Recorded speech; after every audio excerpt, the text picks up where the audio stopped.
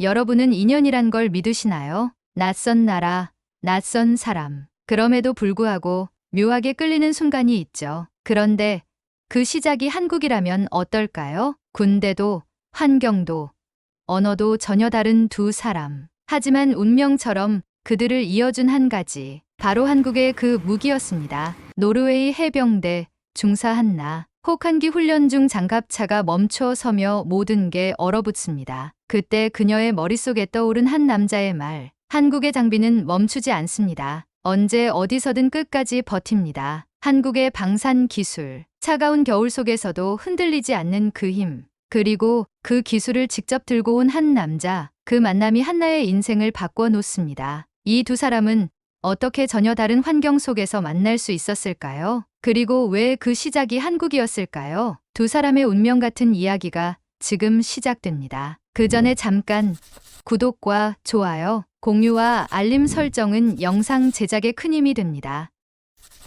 저는 노르웨이 해병대 부사관 한나 스톨센입니다. 이 나라에선 강한 사람이 존중받습니다. 어릴 적 제 아버지는 북해에서 어선 선장이셨죠. 거친 바람과 거센 파도를 뚫고 살아남은 사람. 저는 그런 아버지를 보며 강한 사람이 되고 싶었습니다. 하지만 아버지는 어느 겨울날 폭풍에 휩쓸려 바다에서 돌아오지 않았습니다. 11살이었던 저는 아버지의 빈자리를 채우려 군대에 입대했습니다. 강한 사람이 되겠다고 자신을 속이며 그렇게 군 생활을 이어가던 중 저는 혹한기 훈련 중 고립되는 사건을 겪었습니다. 영하 30도, 온몸이 얼어붙고 장갑차는 멈춰섰습니다. 동료들은 무전기를 붙잡고 고함쳤지만 응답은 없었죠. 그때 제 머릿속에 떠오른 생각은 단 하나. 아버지도 이렇게 얼어붙은 채로 마지막 순간을 맞았을까? 그 경험은 저를 완전히 바꿔놨습니다. 장비가 멈추면 생명도 멈춘다. 이건 단순한 장비가 아니라 우리의 생명줄입니다. 이후 저는 노르웨이 방산청의 장비 도입 프로젝트에 발탁됐습니다. 혹한기 대응 장비를 도입하는 게 이번 프로젝트의 핵심 과제였죠. 그리고 그 장비의 후보 중 하나가 바로 한국의 K-21 장갑차였습니다. 한국, 저에겐 낯설고 먼 나라였습니다. 솔직히 말해 한국이란 나라가 우리 노르웨이의 혹한을 버텨낼 장비를 만들 수 있을 거라곤 생각하지 않았습니다. 아니, 제대로 아는 것조차 없었죠. 전쟁 중인 분단 국가, 언제 터질지 모르는 화약고, 제게 한국은 그저 그런 불안정한 나라일 뿐이었습니다. 그런데 그 한국에서 온 한 남자가 제 앞에 서게 되죠. 강도현, 한국 방산기술 엔지니어이자 K-21 장갑차 개발팀의 핵심 인물. 그가 노르웨이로 와서 제게 한천마디는 이랬습니다. 한나 중사님, 이 장비는 단순히 눈을 뚫고 달리는 게 아닙니다. 한국에선 생존을 위해 움직여야 하는 장비니까요. 그의 말 한마디에 제 인식은 조금씩 흔들리기 시작했습니다. 그가 말하는 한국이란 나라는 제가 알고 있던 그곳과 전혀 다른 곳이었습니다. 그날 아침 하늘은 잿빛으로 물들어 있었고 눈발이 점점 더 거세지기 시작했습니다. 강원도의 혹한기 훈련장, 노르웨이 방산팀의 일원으로서 저는 그곳에 있었습니다. 도현 씨의 장비가 실전 테스트에 투입된다는 소식을 듣고 저는 내심 긴장하고 있었습니다. 라르스 중령은 도현 씨를 바라보며 차가운 목소리로 말했습니다. 강 엔지니어, 한국산 장비가 노르웨이의 혹한을 견딜 수 있을까요? 아니면 눈 속에서 얼어붙어 버릴까요? 저는 도현 씨의 반응을 지켜보았습니다. 그의 얼굴엔 흔들림이 없었습니다. 그는 단호한 목소리로 대답했습니다. 중령님, 한국의 겨울은 영하 30도 이하로 떨어지는 강원도의 산악지형에서 매년 훈련이 이뤄집니다. 이번 테스트도 그 환경과 유사하게 설계되었습니다. 그 순간 저도 모르게 그의 말이 진실처럼 느껴졌습니다. 그의 눈빛에는 확신이 서려 있었습니다. 하지만 노르웨이의 추위는 또 다른 이야기였습니다. 테스트가 시작되자 눈보라가 몰아치기 시작했습니다. 기온은 영하 45도까지 떨어졌고 장비는 점점 얼어붙기 시작했습니다. 제 손끝이 시리도록 차가웠지만 저는 K-21 장갑차를 유심히 바라봤습니다. 눈 속에서 장비가 멈출지도 모른다는 불안감이 스멀스멀 피어올랐습니다. 그때 도현 씨의 목소리가 무전기로 들려왔습니다. 모두 대기하십시오. 시스템 재가동 중입니다. 장비 내부에서 경고음이 울리기 시작했고 유압 시스템이 비정상적으로 작동하고 있다는 신호가 떴습니다. 라르스 중령은 비웃듯이 저를 바라보며 말했습니다. 한나 중사, 이게 한국의 기술력입니까? 저는 대답하지 못했습니다. 그러나 도현 씨는 무전 속에서 여전히 차분한 목소리로 상황을 보고하고 있었습니다. 예열 장치가 멈췄지만 긴급 예열 시스템을 재가동합니다. 유압 시스템은 정상화되었습니다. 그 순간 저는 그의 목소리 속에서 흔들림 없는 자신감을 느낄 수 있었습니다. 이 사람은 단순히 장비를 만든 사람이 아니었습니다. 이 장비에 자신의 전부를 쏟아부은 사람이었습니다. 그리고 몇 초 후 장비는 다시 움직이기 시작했습니다. 눈 속에서 묵직하게 궤도를 굴리며 앞으로 나아갔습니다. 그 순간 저는 마음속에서 무언가가 무너지는 걸 느꼈습니다. 그가 만든 장비는 진짜였습니다. 한국이라는 나라는 그저 IT 강국이 아닌 진짜 생존을 위해 싸워온 나라였다는 걸 처음으로 깨닫게 되었습니다. 테스트가 끝난 뒤 노르웨이 방산팀은 다시 회의실에 모였습니다. 저도 그 자리에 앉아 있었습니다. 라르스 중령은 도현 씨에게 차가운 시선을 던지며 입을 열었습니다. 강 엔지니어, 방금 끝난 테스트 결과를 분석해봤습니다. 예열 장치가 멈춘 상황에서도 장비는 움직였습니다. 그러나 긴급 예열 시스템이 과연 실전에서 완벽히 작동할 수 있을까요? 그의 목소리에는 여전히 의심이 가득했습니다. 저는 도현 씨를 바라봤습니다. 그는 잠시 침묵하더니 차분하게 대답했습니다. 중령님, 이번 테스트에서 장비는 최악의 상황을 견뎌냈습니다. 예열 장치가 멈춘 상황에서도 유압 시스템은 정상적으로 작동했습니다. 그러나 라르스 중령은 여전히 고개를 저으며 말했습니다. 이 정도로는 부족합니다. 노르웨이의 혹한은 한국의 추위와는 차원이 다릅니다. 더욱이 실전에서는 그 이상의 압박이 가해지겠죠. 그 순간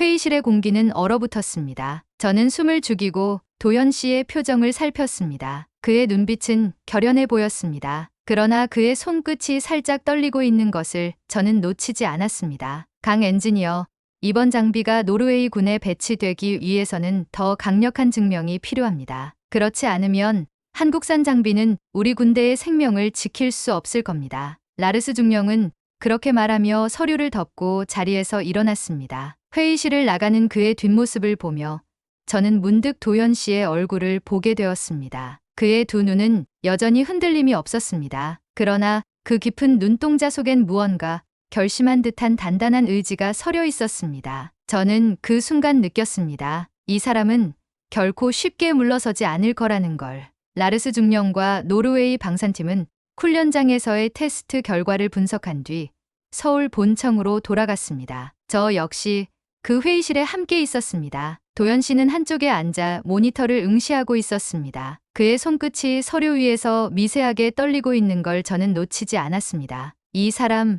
정말로 긴장하고 있는 걸까?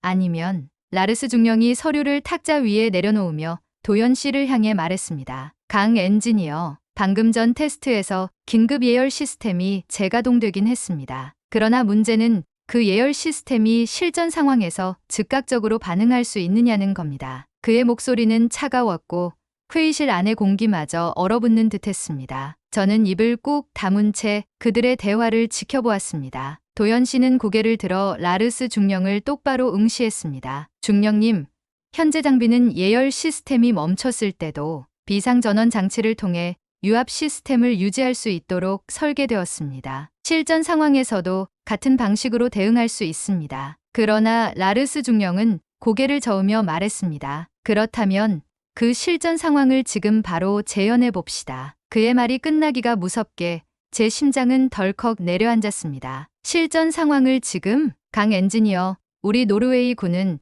당신의 장비가 이 혹한에서 단 한순간도 멈추지 않는다는 확신이 필요합니다. 그러니 지금 당장 재테스트를 진행합시다. 회의실에 앉아있던 노르웨이 기술팀은 서로 눈치를 보기 시작했습니다. 이건 너무 갑작스러운 결정이었습니다. 그러나 도현 씨는 미소를 지으며 고개를 끄덕였습니다. 알겠습니다. 중령님, 지금 바로 재테스트를 시작하겠습니다. 저는 그가 정말로 미친 게 아닌가 싶었습니다. 방금 전 혹한의 테스트에서 장비는 이미 혹독한 압박을 견뎠습니다. 그런데도 그는 다시 그 차가운 철덩이 속으로 들어가겠다는 겁니까? 눈이 더욱 거세게 내리기 시작했습니다. 저는 두 손을 꽉 쥔 채 훈련장으로 향하는 도연 씨의 뒷모습을 지켜볼 수밖에 없었습니다. 그의 발걸음은 결연했고 그의 표정엔 단 한치의 흔들림도 없었습니다. 그 순간 제 마음속에서 무언가가 요동쳤습니다. 이 사람 정말로 자신의 장비를 믿고 있는 걸까? 아니면 자신이 만든 장비가 부서지더라도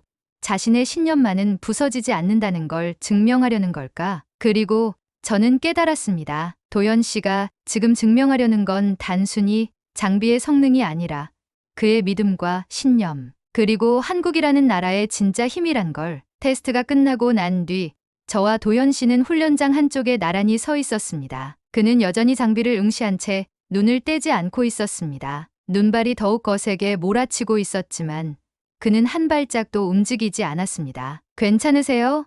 저는 그에게 다가가 물었습니다. 그의 얼굴은 창백했고 손끝은 얼어붙어 있었습니다. 도연 씨는 고개를 천천히 돌려 저를 바라봤습니다. 그 눈빛 속엔 무언가가 억눌린 듯한 고통이 서려 있었습니다. 한나 중사님, 제 장비가 충분치 않았습니다. 더 완벽하게 만들었어야 했는데 그의 목소리는 떨리고 있었습니다. 저는 그가 그동안 얼마나 많은 압박과 중압감을 견뎌왔는지 느낄 수 있었습니다. 한국에서 온 엔지니어, 자신이 만든 장비가 노르웨이 군에서 채택되지 않는다면 그가 짊어지고 있는 책임은 상상조차 할 수 없을 겁니다. 도연 씨, 당신은 충분히 해냈어요. 지금도 장비는 움직이고 있어요. 그건 당신의 기술이 입증되었다는 증거예요. 그러나 그는 고개를 저었습니다. 하지만 제 동료들은 그 장비 때문에 얼어 죽었습니다. 그때 저는 아무것도 할 수 없었어요. 그래서 이 장비를 만든 겁니다. 다시는 그런 일이 반복되지 않도록. 그런데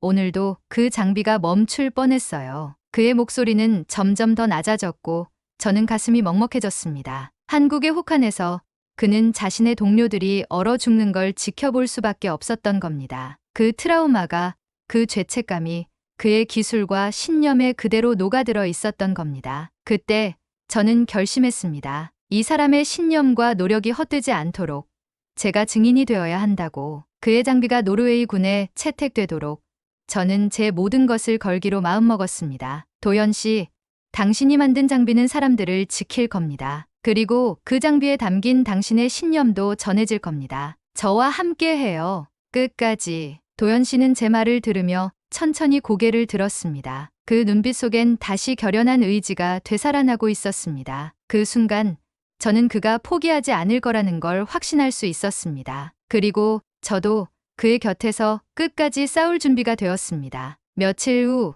노르웨이 방산팀의 마지막 검토 회의가 열렸습니다. 저는 회의실에 앉아 긴장된 표정으로 도연 씨를 바라보고 있었습니다. 라르스 중령이 서류를 펼쳐들고 냉랭한 목소리로 말했습니다. 이번 테스트 결과 한국산 장비가 혹한기 작전에서 완벽히 작동한다고 단정할 수 없습니다. 예열 시스템이 작동하긴 했지만 비상전원 장치가 과열된 흔적이 발견됐습니다. 그의 말에 회의실 안의 공기는 더욱 차갑게 가라앉았습니다. 도연 씨는 조용히 그의 말을 듣고 있었지만 그의 손끝이 미세하게 떨리는 것이 보였습니다. 저 역시 숨을 죽이며 그를 바라보고 있었습니다. 라르스 중령은 도연 씨를 똑바로 쳐다보며 말했습니다. 강 엔지니어, 당신이 만든 장비는 실전에 투입될 준비가 되어 있지 않습니다. 이번 도입건은 보류하겠습니다. 그 순간 도연 씨의 얼굴이 창백해졌습니다. 그가 얼마나 많은 노력을 기울였는지, 얼마나 많은 땀과 눈물을 쏟았는지 알고 있기에 저는 그의 절망이 고스란히 전해졌습니다. 도연 씨는 입을 열었지만 말이 나오지 않았습니다. 그 침묵은 너무나 무거웠고 제 가슴을 짓누르는 듯했습니다. 저는 도연 씨를 바라보며 그가 포기하지 않기를 간절히 바랐습니다. 그러나 그의 눈빛 속엔 무언가가 무너지고 있는 듯한 흔적이 보였습니다. 라르스 중령이 자리를 뜨려는 순간 저는 본능적으로 자리에서 일어섰습니다. 중령님, 잠시만요. 모두의 시선이 저를 향했습니다. 저는 도연 씨를 바라보며 그에게 고개를 끄덕였습니다. 저는 이 장비가 노르웨이 군에 필요하다고 생각합니다. 비록 이번 테스트에서 문제점이 발견되긴 했지만 이 장비는 그 어떤 장비보다 혹한에서의 생존 가능성을 높여줄 겁니다. 저희가 본 것은 단순히 기계가 아니라 한국 군인들의 생존 본능이 녹아있는 기술이었습니다. 라르스 중령은 미간을 찌푸리며 저를 쳐다봤습니다. 한나 중사, 이건 단순한 장비 도입 검토입니다. 감정에 치우치지 마십시오. 저는 그 말에 흔들리지 않았습니다. 도연 씨의 눈빛을 다시 한번 확인한 후 저는 더욱 단단한 목소리로 말했습니다. 중령님, 저 역시 포병 중사로서 실전에서 장비의 신뢰성이 얼마나 중요한지 잘 알고 있습니다. 그리고 오늘 저는 그 신뢰를 보았습니다. 도연 씨가 만든 이 장비는 단순한 기계가 아닙니다. 그것은 얼어붙은 혹한 속에서 군인들의 생명을 지켜줄 방패입니다. 그 순간 도연 씨의 눈빛이 다시 빛나기 시작했습니다. 그의 입술이 살짝 떨리고 있었지만 그 속엔 다시 살아난 결연한 의지가 엿보였습니다. 라르스 중령은 저를 뚫어져라 쳐다보더니 조용히 서류를 덮었습니다. 좋습니다. 추가 테스트를 제안하겠습니다. 강 엔지니어, 마지막 기회입니다. 당신의 장비가 정말로 실전에 투입될 가치가 있는지 우리에게 증명해 보이십시오. 그 말이 떨어지자 도연 씨는 천천히 고개를 끄덕였습니다. 그의 눈빛은 다시 강렬하게 타오르고 있었습니다. 저는 그의 옆에 서서 조용히 속삭였습니다. 도연 씨, 이제 다시 시작입니다. 끝까지 갑시다. 추가 테스트가 결정된 이후 도연 씨는 훈련장으로 다시 돌아갔습니다. 이번엔 날씨가 더 악화된 상태였고 온도는 영하 50도를 향해 가고 있었습니다. 저는 훈련장 한쪽에서 도연 씨를 바라보고 있었습니다. 그는 두꺼운 방한복을 입고 장비 앞에 서 있었습니다. 눈발은 더 거세졌고 바람은 매섭게 몰아치고 있었습니다. 강 엔지니어, 준비됐습니까? 라르스 중령의 목소리가 무전을 통해 들려왔습니다. 도연 씨는 고개를 끄덕였지만 그의 손끝이 살짝 떨리는 것이 보였습니다. 저는 그의 모습을 보며 무언가가 쿵 하고 가슴 깊숙이 내려앉는 느낌이 들었습니다. 이제는 장비만이 아니라 도연 씨 자신도 시험대에 오른 것입니다. 테스트가 시작되자 장비는 천천히 전원을 올리기 시작했습니다. 그러나 문제는 곧바로 발생했습니다. 긴급 예열 시스템이 갑자기 경고음을 울리기 시작한 것입니다. 강 엔지니어, 문제가 발생했습니다. 예열 시스템이 과열 경고를 보내고 있습니다. 노르웨이 기술팀의 엔지니어가 다급히 무전을 보냈습니다. 도연 씨는 침착하게 모니터를 응시하며 대답했습니다. 비상전원 시스템으로 전환합니다. 유압 계통을 우선 안정화시키고 예열 시스템의 온도를 조정하겠습니다. 그의 목소리는 차분했지만 저는 그의 입술이 살짝 굳어 있는 것을 볼 수 있었습니다. 저 역시 손끝이 차가워지기 시작했습니다. 이 순간 만약 그 장비가 멈춘다면 도연 씨는 더 이상 한국의 기술을 증명할 기회를 얻지 못할지도 모릅니다. 한나 중사, 괜찮으십니까? 옆에 있던 노르웨이 기술팀의 엔지니어가 제게 물었습니다. 저는 고개를 끄덕였지만 사실 가슴이 쿵쾅거리고 있었습니다. 그 순간 도연 씨의 목소리가 다시 들려왔습니다. 비상전원 시스템이 안정화되었습니다. 예열 시스템 재가동합니다. 그의 목소리에는 더 이상 흔들림이 없었습니다. 그는 장비를 믿고 있었습니다. 아니, 자신의 신념을 믿고 있었습니다. 그리고 저는 그런 그의 모습을 보며 다시 한번 제 자신을 다잡았습니다. 이 사람은 절대 물러서지 않을 거야. 이 사람은 한국이라는 나라의 기술을 자신의 신념을 걸고 끝까지 싸울 거야. 그 순간 제 마음속에 더 강한 결심이 생겼습니다. 이 사람과 함께라면 나도 끝까지 싸워볼 수 있겠다고. 다음 날 훈련장은 더욱 거칠어진 눈보라 속에 휩싸였습니다. 온도는 영하 55도를 기록했고 강풍이 몰아치며 시야는 거의 제로에 가까웠습니다. 라르스 중령은 냉정한 표정으로 무전을 통해 말했습니다. 강 엔지니어, 장비의 재가동을 시작하십시오. 이번엔 비상전원 시스템 없이 예열 시스템만으로 견뎌야 합니다. 그 말을 듣는 순간 저는 도연 씨를 바라보았습니다. 그의 눈빛이 미세하게 흔들리는 것이 보였습니다. 비상전원 없이 예열 시스템만으로 이 혹한을 견딘다는 것은 장비를 극한의 한계점까지 몰아붙이는 것입니다. 강 엔지니어, 들리십니까? 라르스 중령의 목소리가 더 날카로워졌습니다. 도연 씨는 천천히 고개를 끄덕였습니다. 그의 눈빛 속엔 무언가 결심한 듯한 단단함이 서려 있었습니다. 네, 중령님, 테스트를 시작하겠습니다. 그가 장비에 올라타는 순간 저도 모르게 숨을 삼켰습니다. 그는 장갑을 벗고 손으로 차가운 조종석의 레버를 꽉 쥐었습니다. 그의 손끝이 하얗게 변하는 것이 보였습니다. 강 엔지니어, 준비됐습니까? 라르스 중령이 재차 물었지만 도연 씨는 대답하지 않았습니다. 그는 조용히 숨을 들이마시고 예열 장치의 스위치를 켰습니다. 장비는 곧바로 심한 진동과 함께 경고음을 울리기 시작했습니다. 예열 시스템이 과부하에 걸렸다는 신호였습니다. 예열 시스템이 한계치에 도달했습니다. 노르웨이 엔지니어가 다급히 외쳤습니다. 저는 심장이 쿵쾅거렸습니다. 지금이라도 멈추지 않으면 장비는 완전히 고장날 수도 있었습니다. 그러나 도연 씨는 눈을 감고 깊은 숨을 내쉬었습니다. 그는 마치 자신과 장비가 하나가 된 것처럼 보였습니다. 그 순간 도연 씨가 무전기로 조용히 말했습니다. 한나 중사, 들리십니까? 저는 깜짝 놀라며 무전기를 들었습니다. 네, 들립니다. 이 장비는 저에게 단순한 기계가 아닙니다. 저를 지켜준 동료들의 목소리입니다. 이번 테스트, 저는 절대 멈추지 않을 겁니다. 그들의 목소리를 당신에게도 들려주고 싶습니다. 그의 목소리는 단단했고 흔들림이 없었습니다. 저는 입술을 꽉 깨물고 그를 지켜봤습니다. 이 사람은 지금 단순히 장비를 테스트하는 것이 아니었습니다. 그는 자신이 지켜내지 못했던 동료들의 목소리를 그 장비를 통해 우리에게 들려주려 하고 있었습니다. 눈보라가 더욱 거세게 몰아쳤습니다. 장비는 여전히 진동하며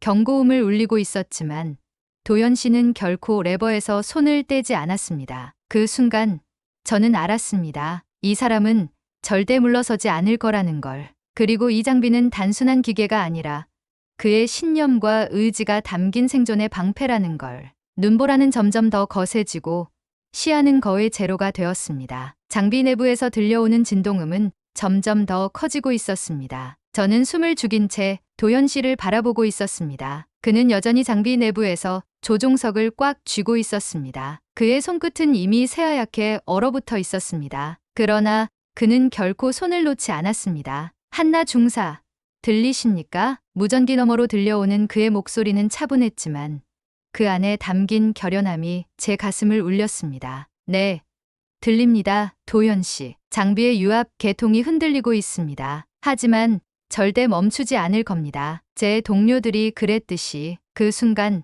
저는 그의 말이 무슨 뜻인지 이해할 수 있었습니다. 그는 단순히 장비를 시험하고 있는 것이 아니었습니다. 그는 자신이 지켜내지 못했던 동료들의 목소리를 이 장비에 담아 우리에게 들려주고 있는 것이었습니다. 눈보라 속에서 장비는 흔들리고 있었고 내부에서 경고음이 점점 더 요란하게 울려 퍼졌습니다. 그러나 도연 씨는 눈을 감고 조종석에 앉아 있었습니다. 그는 마치 그 장비와 하나가 된 사람처럼 보였습니다. 그때 라르스 중령이 무전기를 붙잡고 소리쳤습니다. 강 엔지니어, 즉각 멈추십시오. 장비가 과열되고 있습니다. 그러나 도연 씨는 대답하지 않았습니다. 그의 손끝이 새하얗게 변한 채로 여전히 레버를 쥐고 있었습니다. 저는 그의 모습을 지켜보며 두 손을 꽉 쥐었습니다. 그는 자신의 신념을 위해, 그리고 자신이 지켜내지 못했던 동료들의 목소리를 위해 지금 이 순간을 견디고 있는 겁니다. 그리고 저는 그가 결코 멈추지 않을 거라는 걸 확신할 수 있었습니다. 그 순간 장비에서 마지막 경고음이 울려 퍼졌습니다. 그리고 도연 씨의 목소리가 무전기를 통해 들려왔습니다. 한나 중사, 이 장비가 멈춘다면 제 마음도 함께 멈추는 겁니다. 하지만 제 동료들은 절대 멈추지 않았습니다. 저도 그럴 겁니다. 그의 목소리는 흔들리지 않았습니다. 눈보라 속에서도 그는 여전히 장비와 함께 싸우고 있었습니다. 저는 그의 결연한 눈빛을 바라보며 마음속으로 다짐했습니다. 이 사람 절대 멈추지 않을 거야. 그리고 나도 이 사람과 함께 끝까지 싸워볼 거야. 눈보라는 점점 더 거세지고 시야는 거의 제로가 되었습니다. 장비 내부에서 들려오는 진동음은 점점 더 커지고 있었습니다. 저는 숨을 죽인 채 도연 씨를 바라보고 있었습니다. 그는 여전히 장비 내부에서 조종석을 꽉 쥐고 있었습니다. 그날 밤 저는 도연 씨와 단둘이 마주 앉게 되었습니다. 훈련장 옆 작은 막사 안. 그는 두꺼운 담요를 덮고 있었지만 여전히 손끝은 창백했습니다. 도연 씨, 오늘 무모한 거 알았죠? 제가 조용히 물었습니다. 그는 담요를 꽉 쥔 채로 작게 웃었습니다. 하지만 그 웃음 속엔 피로와 슬픔이 가득 배어 있었습니다. 한나 중사님, 제가 한국에서 복무할 때 동료들이 얼어 죽는 걸 두 눈으로 봤습니다. 그때 저는 아무것도 할 수 없었습니다. 그런데 오늘도 그 기억이 다시 떠올랐어요. 내가 만든 장비가 그들의 목소리를 지켜주지 못한다면 저는 다시 그때로 돌아가는 겁니다. 그의 눈은 붉게 충혈되어 있었습니다. 저는 그의 말을 들으며 그의 고통이 제 가슴속으로 파고드는 듯한 느낌을 받았습니다. 도연 씨, 당신은 이미 충분히 해냈어요. 오늘 당신의 장비가 보여준 건 단순한 성능이 아니에요. 그건 당신의 신념이고 당신이 지켜내지 못한 동료들의 목소리였어요. 그는 고개를 푹 숙였습니다. 그리고 작게 속삭였습니다. 하지만 아직 부족합니다. 더 강한 장비를 만들어야 해요. 그래야 제 동료들이 더 이상 얼어 죽지 않도록. 저는 그의 떨리는 어깨를 바라보며 마음속으로 다짐했습니다. 이 사람의 신념을 끝까지 지켜줄 거라고. 그리고 이 장비가 노르웨이 군에 도입되도록 제 모든 것을 걸고 싸울 거라고요. 다음 날 아침, 눈보라는 잠시 멈췄지만 차가운 공기는 여전히 온몸을 파고들고 있었습니다. 도연 씨는 밤새 장비를 점검하고 있었습니다. 그의 눈 아래는 깊게 패인 다크서클이 보였고 손끝은 새하얗게 얼어붙어 있었습니다. 저는 그가 있는 막사 앞에 서 있었습니다. 무거운 발걸음으로 다가가자 도연 씨는 고개를 돌려 저를 바라봤습니다. 한나 중사님. 그의 목소리는 피곤함에 젖어 있었지만 여전히 단단했습니다. 밤새 장비를 점검하신 거예요? 제가 조심스럽게 물었습니다. 도연 씨는 고개를 끄덕였습니다. 그의 눈빛은 여전히 흔들림이 없었습니다. 어제 테스트에서 과열된 부분이 있었습니다. 그 부분을 다시 점검했습니다. 다음 테스트에서는 문제가 발생하지 않도록 조정했어요. 그의 말에 저는 입술을 깨물었습니다. 도연 씨가 지금 자신의 한계를 넘어서고 있다는 걸 알고 있었습니다. 그는 단순히 장비를 점검하는 것이 아니라 자신이 지켜내지 못한 동료들의 목소리를 지키기 위해 싸우고 있었습니다. 그 순간 라르스 중령이 나타났습니다. 그의 얼굴은 냉정하게 굳어 있었습니다. 강 엔지니어, 다음 테스트는 1시간 후에 시작됩니다. 이번에는 실탄 사격 훈련이 포함됩니다. 그 말에 저는 깜짝 놀랐습니다. 실탄 사격 훈련.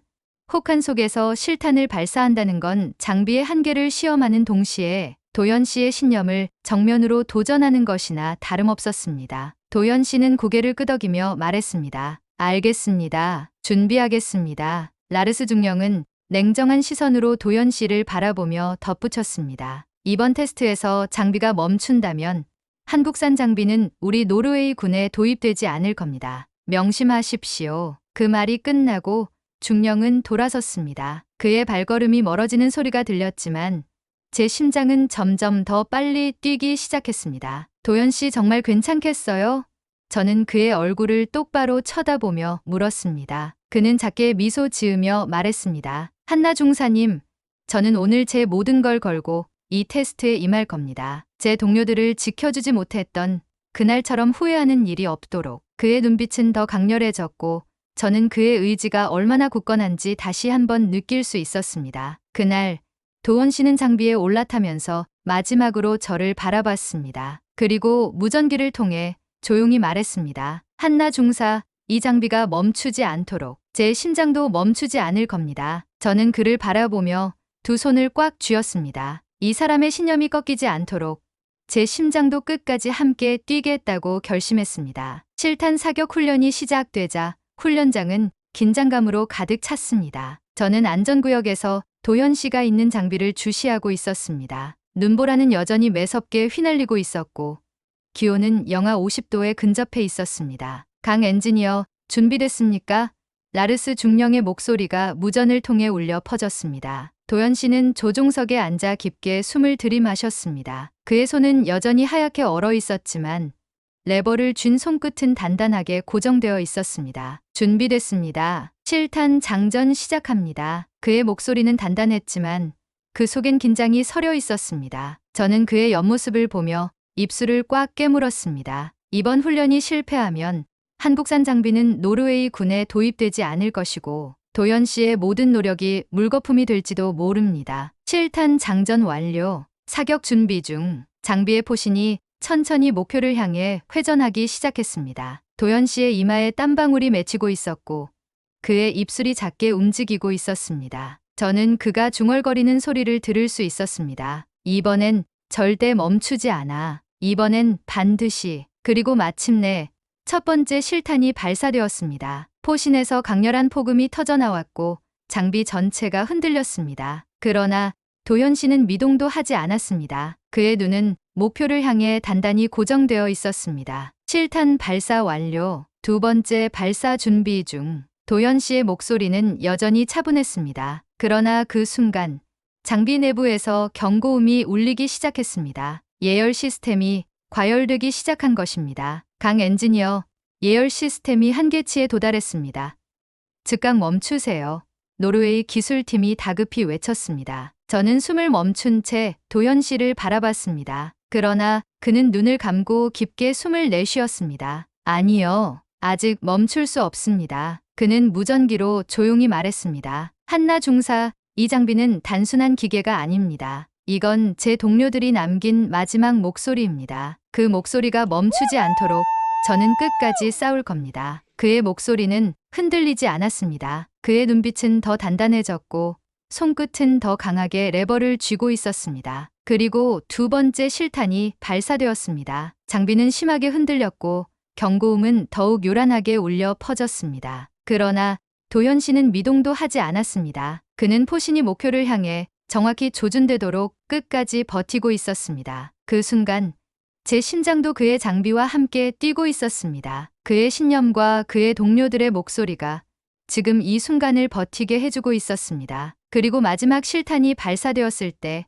훈련장은 정적에 휩싸였습니다. 도현 씨는 천천히 눈을 감고 깊게 숨을 내쉬었습니다. 그의 손끝은 여전히 레버를 쥐고 있었습니다. 그리고 저는 그 순간 그의 신념이 결국 장비를 움직이게 만들었다는 걸 확신할 수 있었습니다. 훈련이 끝나고 훈련장엔 깊은 정적이 감돌았습니다. 실탄 발사 후의 진동이 아직도 제 가슴을 두드리고 있는 것처럼 심장이 요동치고 있었습니다. 도현 씨는 장비에서 천천히 내려왔습니다. 그의 얼굴은 창백했고 입술은 파랗게 질려 있었습니다. 그러나 그의 눈은 여전히 단단하게 빛나고 있었습니다. 그는 숨을 고르며 저를 바라봤습니다. 한나 중사님, 장비가 멈추지 않았어요. 동료들의 목소리도 아직 멈추지 않았습니다. 그의 말에 저는 입술을 깨물었습니다. 그의 손끝은 여전히 새하얗게 얼어 있었고 그가 얼마나 많은 긴장과 압박을 견뎌왔는지 알 수 있었습니다. 그때 라르스 중령이 무거운 발걸음으로 다가왔습니다. 그의 표정은 여전히 차가웠지만 그 눈빛 속엔 무언가가 달라져 있었습니다. 강 엔지니어, 도현 씨는 고개를 돌려 중령을 응시했습니다. 그의 얼굴엔 피곤함과 동시에 안도의 미소가 떠올랐습니다. 당신의 장비는 예열 시스템이 한계치까지 도달했지만 결국 멈추지 않았습니다. 우리는 당신의 장비가 실전에 투입될 수 있는 가능성을 확인했습니다. 그 말에 도현 씨의 어깨가 살짝 떨렸습니다. 그의 눈빛 속엔 눈물이 맺혀 있었습니다. 저는 그의 옆에서 조용히 그를 지켜보고 있었습니다. 이 순간이 얼마나 오랫동안 그가 기다려온 순간이었는지 알기 때문이었습니다. 하지만 라르스 중령이 말을 이었습니다. 우리는 아직 검토해야 할 부분이 많습니다. 노르웨이군에 도입되기 위해선 추가적인 테스트와 데이터 검토가 필요합니다. 그의 말에 도현 씨는 고개를 끄덕였습니다. 네, 중령님, 저는 준비되어 있습니다. 언제든 다시 테스트할 수 있습니다. 그의 목소리는 흔들리지 않았습니다. 저는 그의 옆에서 깊은 숨을 내쉬었습니다. 이 사람은 결코 물러서지 않는 사람이었습니다. 자신의 동료들을 위해, 자신의 신념을 위해 끝까지 싸우는 사람이었습니다. 훈련장을 떠나기 전 도현 씨는 저를 바라보며 말했습니다. 한나 중사님, 제가 오늘 깨달은 게 있어요. 이 장비는 단순한 무기가 아니라 저와 제 동료들의 목소리를 담은 방패입니다. 그리고 그 방패는 멈추지 않았어요. 그의 말에 저는 미소 지으며 고개를 끄덕였습니다. 도현 씨, 그 방패는 앞으로도 절대 멈추지 않을 거예요. 그리고 저도 그 방패의 증인이 될 겁니다. 도현 씨는 깊게 숨을 내쉬며 하늘을 바라봤습니다. 차가운 공기가 그의 입김과 함께 하늘로 흩어졌습니다. 그리고 저는 그 순간 깨달았습니다. 한국이라는 나라는 단순히 기술을 가진 나라가 아니라 끝까지 싸우고 지켜내는 강한 신념을 가진 나라라는 걸.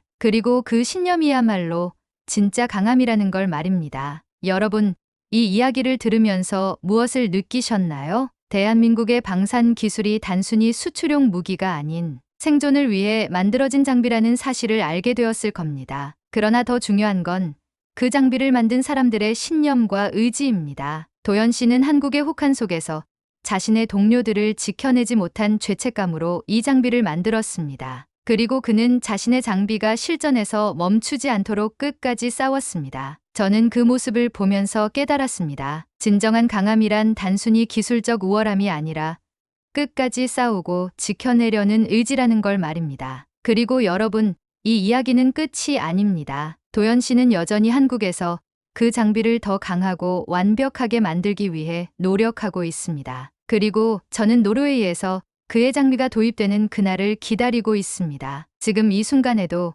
대한민국의 기술자들은 자신들의 신념을 장비에 담아내고 있을 겁니다. 그들의 목소리, 그들의 땀방울이 담긴 그 장비가 세계 곳곳에서 울려 퍼질 날이 오기를 바라면서요. 오늘 제 사연을 들으면서 느낀 부분이 있으셨다면 꼭 댓글로 표현해 주시면 좋겠습니다. 오늘의 이야기가 감동이 되었다면 구독과 좋아요도 꼭 부탁드립니다. 앞으로도 더 많은 이야기를 통해 여러분께 감동과 영감을 전해드리겠습니다. 영상 시청해 주셔서 감사합니다.